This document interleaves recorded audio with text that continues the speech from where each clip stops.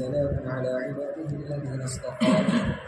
أما بعد فأعوذ بالله من الشيطان الرجيم.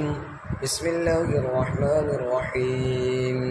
وإني مرسلة إليهم بهدية فناظرة بما يرجع المرسلون. فلما جاء سليمان قال أتمدونني بمال فما آتاني الله خير مما آتاكم بل أنتم بهديتكم تفرحون. ارجع إليهم فلنأتينهم بجنود لا قبل لهم بها ولنخرجنهم منها أذلة وهم صاغرون. قال يا أيها الملأ أيكم يأتيني بعرشها قبل أن يأتوني مسلمين. قال عفريت من الجن أنا آتيك به قبل أن تقوم من مقامك وإني عليه لقوي أمين. قال الذي عنده علم من الكتاب أنا آتيك به قبل أن يرتد إليك طرفك فلما رآه مستقرا عنده قال هذا من فضل ربي ليبلوني أأشكر أم أكفر ومن شكر فإنما يشكر لنفسه ومن كفر فإن ربي غني كريم. صدق الله العظيم. حضرت سلیمان علیہ السلام کا واقعہ جاری تھا. حضرت سلیمان علیہ السلام کو پتہ چلا قوم سبا کی ایک عورت ملکہ بلقیس اپنی قوم پر حکومت کرتی ہے. حضرت سلیمان علیہ السلام نے اس کو خط کے ذریعے سے اسلام کی دعوت دی. گزشتہ مجلس میں وہ آیا کہ حضرت سلیمان علیہ السلام کے خط کا مضمون کیا تھا اور اس سے کیا کیا اسباق حاصل ہوئے. خط ملکہ کو پہنچا تو اس نے اپنے درباریوں سے مشورہ کیا کہ اس موقع پر ہمیں کیا کرنا چاہیے. درباریوں نے رائے دی کہ ہم اگر سلیمان علیہ السلام سے آپ مقابلہ کرنا چاہیں تو ہم تیار ہیں ورنہ معاملہ آپ کے ہاتھ میں ہے. ملکہ بلقیس نے اس وقت یہ فیصلہ کیا کہ ہم سلیمان کے پاس ہدایہ بھیجتے ہیں اور ان کا امتحان لیتے ہیں، جانچتے ہیں کہ یہ صرف دنیا کے بادشاہ ہیں یا حقیقت میں اللہ کے نبی بھی ہے. الغرض اس نے خط بھیجا، سلیمان علیہ السلام کے پاس ایک خط بھی بھیجا اور ہدیے بھی لے کر بھیجے. اب ملکہ بلقیس نے سلیمان علیہ السلام کی خدمت میں کیا کیا ہدیے بھیجے اس میں بہت سی اسرائیلی روایات بھی ہیں جو بے سند ہے. حضرت مفتی شفیع صاحب رحمۃ اللہ علیہ نے لکھا ہے کہ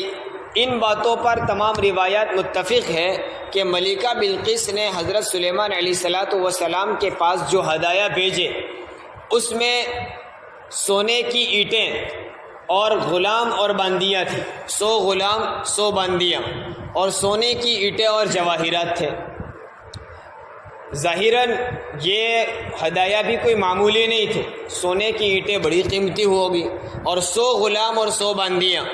اور اس نے حضرت سلیمان علیہ السلام کا امتحان لینے کے لیے باندیوں کو مردوں کا لباس اور غلاموں کو عورتوں کا لباس پہنا دیا تاکہ وہ امتحان لے کے سلیمان علیہ السلام کس کو دیکھ کر قبول کرتے ہیں. لیکن حقیقت میں تو سلیمان علیہ السلام اللہ کے نبی تھے. الغرض یہ ہدایہ لے کر اپنے قاصدوں کو ملکہ بلقیس نے بھیجا. حضرت سلیمان علیہ السلام کو ان کے قاصدوں کے آنے کا پتہ چلا کہ ملکہ نے اپنے قاصد بھیجے ہیں اور کیا کیا ہدیے لے کر آ رہے ہیں وہ بھی حضرت سلیمان علیہ السلام کو پتہ چل گیا، یا تو وحی کے ذریعے سے یا کسی پرندے وغیرہ نے حضرت سلیمان علیہ السلام کو پتہ دے دیا. قاصدوں کے آنے سے پہلے حضرت سلیمان علیہ السلام نے اپنے درباریوں کو حکم دیا کہ ان کے آنے کے راستے پر 9 فرسخ تک جو تقریباً 30 میل بنتا ہے، ہمارے زمانے کے اعتبار سے تقریباً 50 کلومیٹر، درباریوں کو حکم دیا کہ ہمارے دربار سے لے کر 50 کلومیٹر تک سونے اور چاندی کی اینٹیں بچھا دی جائے، یعنی راستہ سونے چاندی کا بنا دیا جائے. چونکہ وہ قاصد سونے کی اینٹیں لا کر آ رہے تھے، حضرت سلیمان علیہ السلام کو ان کے آنے سے پہلے پتہ چل گیا تو پہلے سے انتظام کر دیا گیا. تقریباً 50 کلومیٹر تک کا راستہ سونے اور چاندی کی اینٹوں کا بنا دیا اور حکم دیا کہ اس کے دونوں طرف، راستے کے دونوں طرفوں میں عجیب الخلقت جانوروں کو باندھ دو اور ان جانوروں کا بول و براز یعنی پیشاب پاخانہ بھی ان سونے چاندی کی اینٹوں پر ہونا چاہیے. نیز ان درباریوں کے آنے سے پہلے خاص طور پر جواہرات سے سلیمان علیہ السلام کے دربار کو سجایا گیا۔ جب وہ درباری پہنچے اور دیکھا کہ ابھی تو محل کافی دور ہے، سلیمان کا دربار تو بہت دور ہے اور یہاں تک سونے چاندی کے راستے بنے ہوئے ہیں، روایتوں میں آتا ہے کہ وہ اپنے ان ہدایہ کو دیکھ کر شرما گئے کہ ہم چند سونے کی اینٹیں لے کر آئے اور یوں سمجھتے تھے کہ ہمارا بہت بڑا رعب پڑے گا، سلیمان کو پتہ چلے گا کہ ملکہ بلقیس کی حکومت بھی کوئی چھوٹی موٹی نہیں ہے، تو اس لیے ہم سونے کے ہدیے لے کر آئے تھے، لیکن یہاں تو راستے ہی سونے کے بنے ہوئے ہیں اور سونے کے راستوں کی قیمت ان کے نزدیک، ہماری ان سونوں کی اینٹوں کی ان کے نزدیک کیا قیمت ہوگی؟ ان کے سونے چاندی کے راستوں پر تو جانور پیشاب پاخانہ کرتے ہیں۔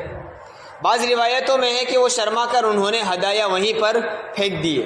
بہرحال وہ حضرت سلیمان علیہ السلام کے دربار میں پہنچے اور جو کچھ ہدایہ لے کر آئے تھے سلیمان علیہ السلام کی خدمت میں پیش کیے۔ فلما جاء سلیمان، جب وہ لوگ سلیمان علیہ السلام کے پاس آئے تو سلیمان علیہ السلام نے ان کے ہدایہ دیکھ کر کہا، قال اتمدوننی بمال، کیا تم مال کے ذریعے سے میری مدد کرنا چاہتے ہو؟ یعنی یہ چھوٹا موٹا مال و دولت لے کر، غلام باندیاں اور یہ چیزیں لے کر، ہدیے لے کر آئے ہو، اس سے تم میری مدد کرنا چاہتے ہو، میری معاونت کرنا چاہتے ہو؟ تو سن لو، اگر تم یہ چاہتے ہو کہ میری حکومت چھوٹی ہے، میں تمہارے مقابلے میں کم درجہ ہوں اور تم مجھ سے بڑی حکومت والے ہو اور مال کا لالچ دے کر میری مدد کرنا چاہتے ہو، اگر تمہارا خیال یہ ہے تو سن لو، فما آتانی اللہ خیر مما آتاکم، جو کچھ اللہ نے مجھے دیا ہے وہ بہتر ہے، کئی گنا بہتر ہے اس سے جو کچھ اللہ نے تم کو دیا ہے، یعنی تمہارے پاس جو کچھ ہے اس کے مقابلے میں میرے پاس تو کئی گنا زیادہ بہتر چیزیں ہیں۔ کیا چیزیں ہیں؟ ایک تو میرے پاس دین ہے، اللہ کی پہچان، اللہ کی معرفت ہے جو تمہارے پاس ہے ہی نہیں۔ تم تو سورج کی پوجا کرنے والے، ملکہ بلقیس اور اس کی قوم سورج کی عبادت کرتی تھی، تو میرے پاس جو دین ہے، عظیم الشان نعمت ہے، وہ تمہارے پاس تو بالکل ہے ہی نہیں۔ اور رہی بات دنیا کے معاملات کی، دنیا کی حکومت کی، تو وہ بھی تمہارے مقابلے میں میرے پاس زیادہ ہے، اس لیے جو کچھ میرے پاس ہے وہ تمہارے مقابلے میں بڑا ہوا ہے۔ بل انتم بہدیتکم تفرحون، بلکہ تم ہی تمہارے ہدیوں پر اتراتے ہوں گے، تم ہی تمہارے ہدیوں پر فخر کرتے ہوں گے، میں تمہارے ان ہدیوں سے متاثر ہونے والا نہیں۔ تم بڑے فخر کے ساتھ یہ ہدیے لے کر آئے تھے، تم فخر کرتے تھے، ہمارے دربار میں تمہارے ان ہدایہ کی حیثیت نہیں۔ بل انتم بہدیتکم تفرحون ارجع الیہم، تم واپس ان کے پاس چلے جاؤ، ملکہ بلقیس اور تمہاری ان قوم کے لوگوں کے پاس واپس چلے جاؤ اور تمہارے ہدیے لے جاؤ، ہمیں تمہارے ہدیوں کی ضرورت نہیں۔ فَلَنَأْتِيَنَّهُمْ بِجُنُودٍ لَا قِبَلَ لَهُمْ بِهَا، ہم ان کے پاس ایک ایسا لشکر لے کر آئیں گے کہ جس کا مقابلہ کرنے کی ان میں طاقت نہیں ہوگی، وہ ہمارے لشکر کا مقابلہ نہیں کر سکیں گے۔ وَلَنُخْرِجَنَّهُمْ مِنْهَا أَذِلَّةً، اور ہم ان کو وہاں سے ذلیل کر کے نکالیں گے، اور ذلیل کر کے نکال دیں گے تو نکلنے کے بعد بھی آزاد نہیں ہوں گے کہ چلیے ایک مرتبہ جان چھوٹ گئی۔ وَهُمْ صَاغِرُونَ، اور وہ ہمیشہ ہمارے ماتحت بن کر رہیں گے، ہماری رعایا بن کر رہیں گے، ہماری مان کر چلنا پڑے گا۔ یعنی اگر وہ ہماری دعوت قبول کر لیتے ہیں، اگر اسلام قبول کرتے ہیں، سورج کی عبادت کو چھوڑ کر اللہ کی عبادت کرنے لگتے ہیں، تب تو ٹھیک ہے، لیکن اگر ان کو یہ منظور نہیں ہے تو یہ ہدیوں کی لالچ دے کر ہمیں سمجھانے کی کوشش نہ کریں، تمہارے ہدیوں سے ہم متاثر نہیں ہوں گے، اگر ہماری دعوت قبول نہیں کرتے ہو تو سن لو ہم بھی تمہارے ملک میں لشکر لے کر آئیں گے، اور ایسا لشکر لے کر آئیں گے لا قبل لہم بہا، تم ان کا مقابلہ نہیں کر سکو گے، اور ہم تم کو وہاں سے ذلیل کر کے نکالیں گے، پھر تم ہمیشہ ہمارے ماتحت بن کر رہو گے۔ گویا ایک چیلنج تھا کہ ہم نے جو اسلام کی دعوت کا تم کو خط بھیجا تھا اور کہا تھا اللہ تعالی علیہ واتونی مسلمین، تم ہمارے مقابلے میں بڑائی مت کرو، تکبر مت کرنا، اور مسلمان بن کر ہمارے پاس آ جاؤ، فرما بردار بن کر ہمارے پاس آ جاؤ، اگر یہ دعوت منظور ہے تو ٹھیک ہے، نہیں ہے تو پھر ہم بھی تمہارا مقابلہ کریں گے۔ یہ دو ٹوک بات سلیمان علیہ السلام کی طرف سے ملکہ بلقیس کو کہی گئی۔ اب یہ قاصد واپس سلیمان علیہ السلام کے پاس سے ملکہ بلقیس کے پاس پہنچے. ملکہ نے جو خط بھیجا تھا جس میں سوالات تھے، حضرت سلیمان علیہ السلام نے وہ سارے سوالات کے جواب بھی دیے، اور امتحان لینے کے لیے ہدیے بھیجے تھے، سلیمان علیہ السلام نے وہ ہدیے ہی رد کر دیے. جب وہ ملکہ بلقیس کے پاس پہنچے اور قاصدوں نے وہاں آ کر سلیمان علیہ السلام کے دربار کی شان بیان کی کہ یہ ہدیے لے کر ہم کو کیا بھیجا، وہاں تو کچھ ماحول اور ہی تھا، اور سارا واقعہ ملکہ بلقیس کے سامنے پیش کیا، تو ملکہ سمجھ گئی کہ واقعتاً یہ صرف دنیا کے کوئی بادشاہ نہیں بلکہ اللہ تعالیٰ کی طرف سے انہیں کوئی خاص منصب یعنی نبوت عطا کی گئی ہے. اب اس نے ارادہ کر لیا کہ اب ہم سلیمان علیہ السلام کے پاس فرما بردار بن کر جائیں گے، اسلام قبول کر لیں گے. تو وہ حضرت سلیمان علیہ السلام کے پاس آنے کے لیے اپنے لشکر کو لے کر نکلی. اللہ تبارک و تعالیٰ نے حضرت سلیمان علیہ السلام کو بتا دیا کہ ملکہ کا لشکر تمہارے پاس آ رہا ہے، اب وہ اسلام قبول کریں گے، فرما بردار بننے کے لیے آ رہے ہیں. سلیمان علیہ السلام نے سوچا کہ ان کے درباریوں نے آ کر ہماری شاہانہ شان تو دیکھ لی، ہماری بادشاہت اور حکومت کا مظاہرہ تو ہو گیا، اور ملکہ خود یہاں آئے گی تو یہاں آ کر ہم بھی ان کو اپنی شاہانہ شان دکھلائیں گے، لیکن ساتھ ہی ساتھ نبوت کا کوئی معجزہ بھی اس کے سامنے ظاہر ہونا چاہیے. معجزہ کہتے ہیں اللہ کے کسی نبی کے ذریعے سے ایسا واقعہ پیش آنا، ایسی بات ظاہر ہونا جو عام انسانوں سے نہیں ہو سکتی. جیسا کہ نبی کریم صلی اللہ علیہ وسلم کے بہت سارے معجزے ہیں. مشہور معجزہ ہے آپ نے انگلی سے چاند کی طرف اشارہ کیا اور چاند 2 ٹکڑے ہو گیا. اب چاند کا 2 ٹکڑے ہونا عام انسانوں سے نہیں ہو سکتا. اللہ کے رسول صلی اللہ علیہ وسلم کے ہاتھوں سے اللہ تعالیٰ نے ظاہر کیا. دیکھیے معجزہ جو ہوتا ہے وہ حقیقت میں وہ کام کرنے والی ذات اللہ کی ہوتی ہے، صرف سبب بناتے ہیں اللہ تعالیٰ اپنے نبی کو، نبی کے ذریعے سے کرواتے ہیں. تو حضرت سلیمان علیہ السلام نے بھی چاہا کہ کوئی معجزہ ہونا چاہیے، تو ملکہ بلقیس اس معجزوں کو دیکھے گی تو اس کا ایمان کی طرف قریب ہونا زیادہ ممکن ہو جائے گا، وہ زیادہ ایمان کی طرف رغبت کرے گی. اس لیے سلیمان علیہ السلام نے اپنے درباریوں کو کہا، قال یا ایھا الملأ، سلیمان علیہ السلام نے کہا اے میرے درباریوں، ایکم یاتینی بعرشها، تم میں سے کون ہے جو ملکہ کے عرش کو، ملکہ کے تخت کو میرے پاس لے کر آئے، قبل ان یاتونی مسلمین، قبل اس کے کہ وہ فرما بردار ہو کر میرے پاس آئے. یعنی وہ وہاں سے نکل گئے ہیں، میرے پاس فرما بردار بن کر پہنچے، اس سے پہلے اس کا تخت میرے پاس حاضر کون کر دے گا. اس سے پہلے تفسیر ہی کے حلقوں میں آیا کہ ملکہ بلقیس کا تخت کوئی معمولی نہیں تھا، بہت لمبا چوڑا اور اونچا تخت تھا.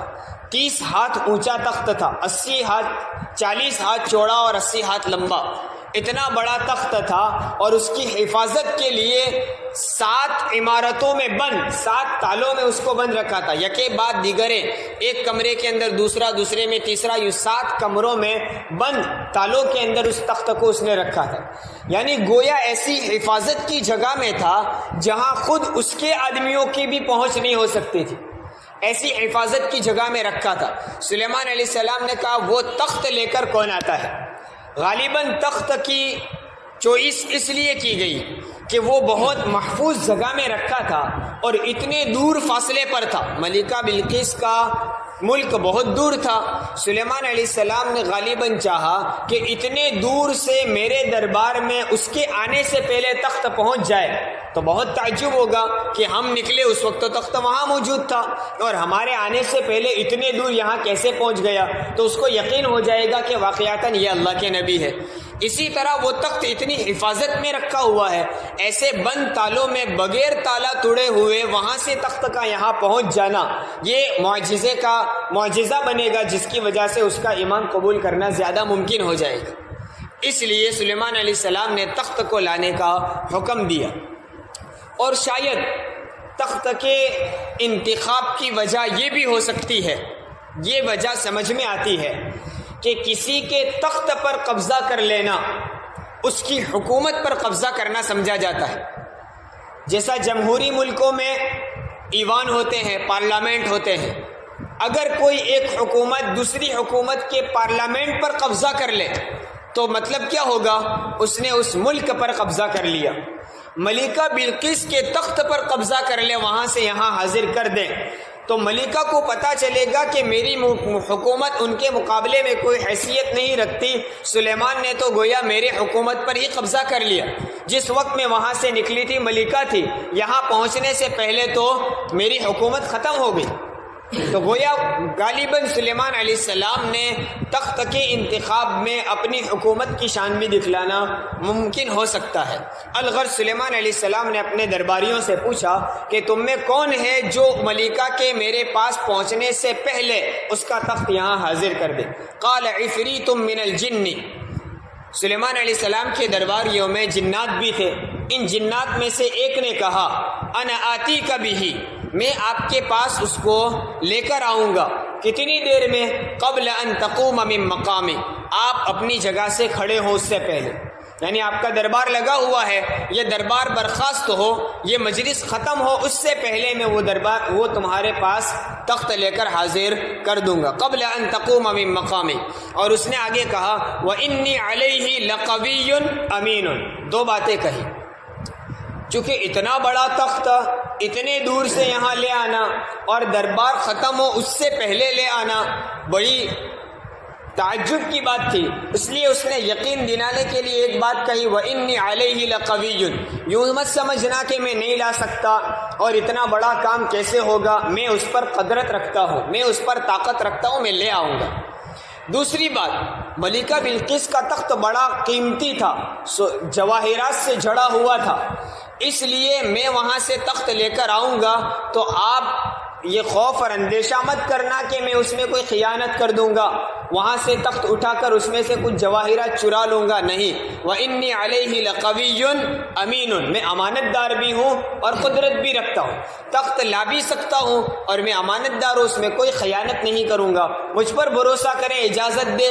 آپ کا دربار ختم ہونے سے پہلے میں وہ تخت یہاں لا کر پیش کر دوں گا۔ ابھی یہ جنات نے ایک بات کہی، اتنے میں قال الذی عندہ علم من الکتاب، اس شخص نے کہا جس کے پاس کتاب کا علم تھا،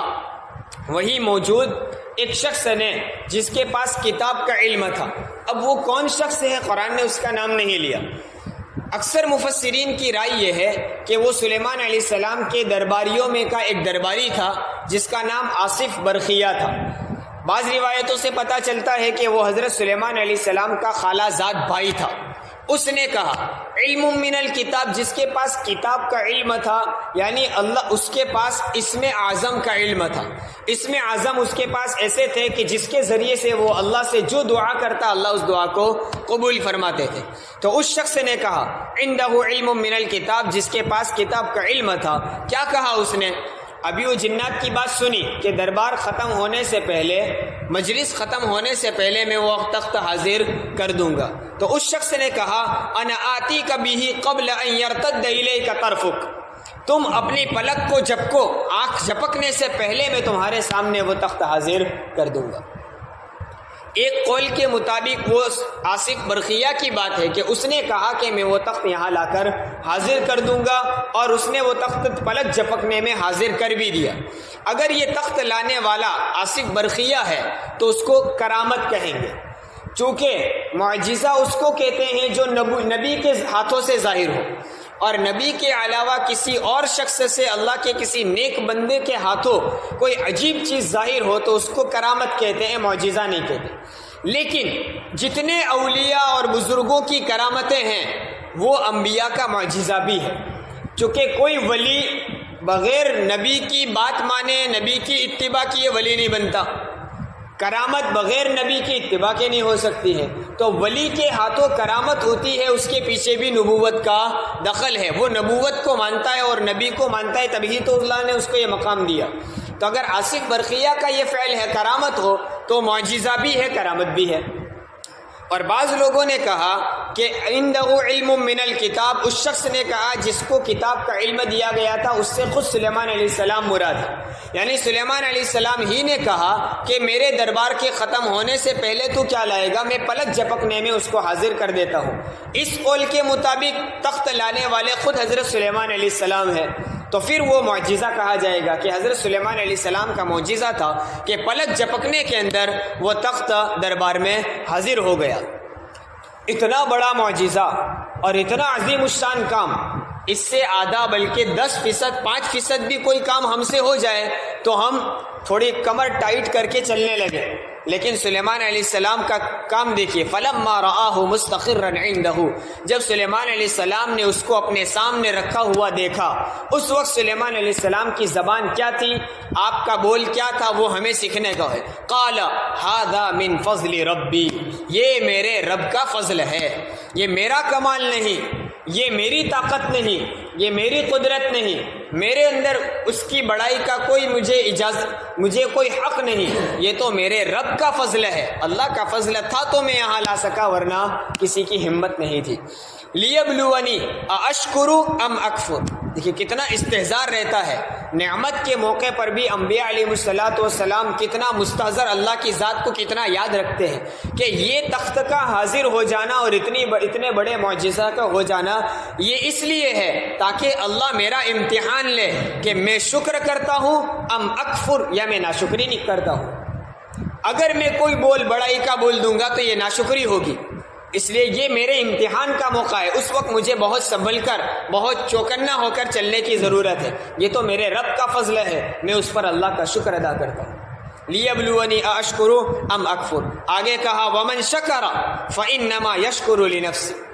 اگر آدمی شکر بھی کرتا ہے تو بسا اوقات شکر کرنے پر بھی تکبر اور بڑائی آ جاتی ہے کہ دیکھیے مجھے اللہ نے کتنا اچھا بنایا ہے کہ اللہ نے مجھے نعمت بھی دی اور اس پر میں شکر کرتا ہوں، ناشکری نہیں کرتا ہوں۔ تو سلیمان علیہ السلام نے اس کی بھی اصلاح کر دی، جو آدمی شکر کرتا ہے تو وہ اپنے ہی نفع کے لیے کرتا ہے، اس میں کوئی اللہ کو فائدہ نہیں پہنچاتا، اس لیے شکر کر کے بھی بڑائی مارنے کی ضرورت نہیں ہے کہ میں تو تیرا شکر گزار بندہ ہوں، نہیں، جتنا شکر کرو گے تمہارا نفع ہے، اس لیے کہ اللہ تعالیٰ کا اصول ہے لئن شکرتم لازیدنکم، اگر تم شکر کرو گے تو تمہاری نعمت میں اللہ اضافہ کرے، اللہ کو کوئی فائدہ پہنچانے والا نہیں، جتنا ہم شکر کریں، اللہ کی بڑائی بولے، اللہ کی پاکی بیان کریں تو اس سے اللہ کا کوئی نفع نہیں ہونے والا، ہم اللہ کی بڑائی بیان کریں تو اللہ کی بڑائی میں اضافہ نہیں ہوگا، اللہ پہلے سے بڑا ہے، ہم اللہ کی پاکی بیان کریں تو اللہ کی پاکی میں اضافہ نہیں ہوگا، اللہ پہلے سے پاک ہے، ایسا نہیں ہوگا کہ ہم نے جب تک سبحان اللہ نہیں بولا تھا تب تک پاکی کی کیٹیگری تھوڑی کم تھی، ہمارے سبحان اللہ بولنے سے اور زیادہ بڑھ گئی ہو، نہیں۔ تو ومن شکر فانما یشکر لنفسہ، جو آدمی شکر کرے گا وہ اپنے ہی نفع کے لیے کرے گا، ومن کفر، اور جو شخص ناشکری کرے گا تو ناشکری کرنے والا بھی سن لے، سمجھ لے کہ ناشکری کر کے اللہ کا کوئی نقصان نہیں پہنچائے گا، اللہ سے بغاوت کر کے ناشکری کرنے کی وجہ سے اللہ کی حکومت میں، بادشاہت میں کوئی کمی نہیں آئے گی، یہ تو دنیا کے بادشاہوں کا حال ہے کہ پبلک اگر پروٹیسٹ کرے، ریلیاں نکالے، حکومت کی مخالفت کرے تو بڑی بڑی حکومتیں بھی ہل جاتی ہے کہ اس پبلک کو کنٹرول کیسے کیا جائے، لوگ نافرمان ہو گئے، مخالفت پر اتر آئے ہیں تو اب حکومت کو بھی تھوڑا ڈرنا پڑتا ہے، کنٹرول کرنا پڑتا ہے، لیکن جو اللہ کی ناشکری کرے، اللہ سے بغاوت کرے تو وہ سن لے فَإِنَّ رَبِّي غَنِيٌّ كَرِيمٌ، بے شک اللہ تعالیٰ بے نیاز ہے، غنی ہے، اس کو ضرورت نہیں ہے، تم ناشکری کرو تو اللہ کی حکومت میں کوئی خلل آ جائے، نعوذ باللہ، ایسا ہونے والا نہیں ہے، تمہارے شکر کی اللہ کو ضرورت ہی نہیں ہے کہ تمہارے ناشکری کی وجہ سے اس کو کوئی نقصان بھی ہو، تو فَإِنَّهُ غَنِيٌّ کریم، وہ بے نیاز ہے، بڑی بزرگی والا ہے۔ الغرض، سلیمان علیہ السلام کے دربار میں ملکہ بلقیس کا تخت حاضر کیا گیا۔ اب سلیمان علیہ السلام نے اس تخت کے ساتھ کیا کیا، ملکہ بلقیس کے آنے سے پہلے تخت میں کیا کچھ تبدیلی کی گئی، اور ملکہ کے آنے کے بعد اس کا کس طرح امتحان لیا گیا اور پھر اس نے اسلام قبول کیا وغیرہ واقعات کی مزید تفصیل اگلی آیتوں میں ہے، جو انشاءاللہ آئندہ مجلس۔ سبحان اللہ۔